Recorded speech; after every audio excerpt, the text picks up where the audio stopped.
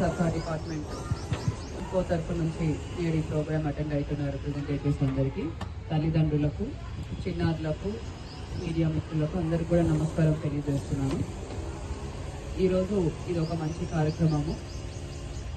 దివ్యాంగుల చిన్నారులు ఎవరైతే ఉన్నారో వారందరికీ కూడా ఒక అసెస్మెంట్ క్యాంప్ అన్నది ఏర్పాటు చేసుకొని దాంట్లో వారికి ఎటువంటి ఉపకరమైన ఇవ్వాలి ఇన్స్ట్రుమెంట్స్ అన్నవి ఏర్పాటు చేసుకొని ఈరోజు ఈ క్యాంప్ ద్వారా చేయనున్నాము. మొత్తం కూడా 102 మంది చిన్నారులకు 214 డిస్ట్రిబ్యూషన్ ఎయిడ్స్ అన్నవి ఈరోజు డిస్ట్రిబ్యూట్ చేస్తున్నాము. మరి దీంట్లో వీల్ చైర్స్ ఉన్నాయి, ట్రైసైకిల్స్ ఉన్నాయి, అలానే రోల్ లెటర్స్ ఉన్నాయి, హియరింగ్ ఎయిడ్స్ ఉన్నాయి, ఆర్టిఫిషియల్ లిమ్స్ కూడా ఉన్నాయి.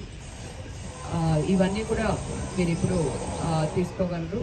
అండ్ ఈ స్పెషల్ ఎయిడ్స్ అన్నీ కూడా సద్వినియోగం చేసుకోగలరు. ఎందుకంటే దివ్యాంగుల చిన్నారులు ఎవరైతే ఉన్నారో వారికి విద్య పూర్తి స్థాయిలో అందే విధంగా విద్యాశాఖ తరపున అన్ని ప్రయత్నాలు కూడా మనం చేస్తున్నాము. సో భవితా సెంటర్స్ ఏర్పాటు చేసి అక్కడ ఫిజియోథెరపీ, స్పీచ్ థెరపీ వంటివి అందిస్తున్నాము.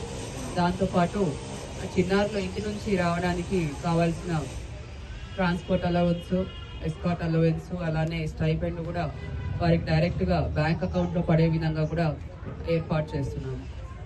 దాంతోపాటు ఈ విధంగా టైం టు టైమ్ కొత్త నీడ్స్ ఏవైతే స్పెషల్లీ ఏబుల్డ్ చిల్డ్రన్కి నీడ్స్ ఉంటాయో అవన్నీ కూడా ఐడెంటిఫై చేసుకొని వారికి ఈ ఎయిడ్స్ డిస్ట్రిబ్యూషన్ కార్యక్రమాలు కూడా పీరియాడికల్గా మనము నిర్వహిస్తూ ఉన్నాము. తల్లిదండ్రులందరికీ కూడా విజ్ఞప్తి చేసేది ఏంటంటే మీ పిల్లల్ని బాగా చదివించండి.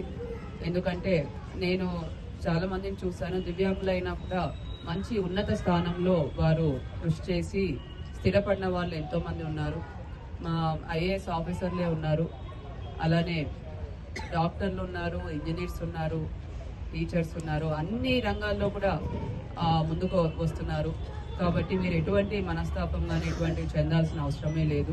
మీరు పిల్లలకి పూర్తి సహకారం ఇస్తే వారు తప్పకుండా జీవితంలో ముందుకు రాణిస్తారు, బాగా చదువుకుంటారు, బాగా సెటిల్ అవుతారు.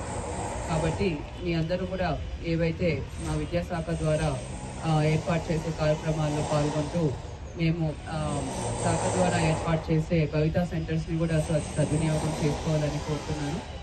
అలానే మనము ప్రతి నెలలో మొదటి శనివారం కూడా దివ్యాంగులకు ప్రత్యేక ప్రజావాణి కూడా ఒకటి నిర్వహిస్తున్నాము.